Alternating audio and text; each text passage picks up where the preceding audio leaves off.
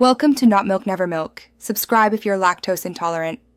You'll start in Settings because this change lives in Accessibility. Open Settings now and tap Accessibility. Once inside, choose Display and Text Size so you reach Inversion controls. You want to see two options, Smart Invert and Classic Invert. Make sure to identify which one is active since they behave differently.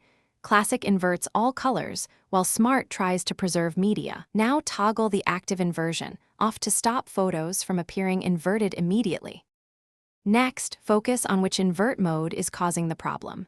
If Classic Invert is on, turn it off because it flips every color including photos.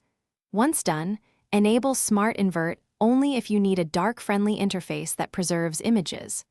Also check accessibility shortcuts. Triple-click or side button actions can toggle inversion unexpectedly. Make sure those shortcuts aren't assigned to Classic Invert so you don't reactivate it accidentally while using the camera or viewing images. Finally, verify results by opening the Photos app and viewing recent pictures. Colors should appear normal. If images still look inverted, force quit the app or reboot the device, then check settings again. Make sure system updates are applied. Bugs can persist until updated.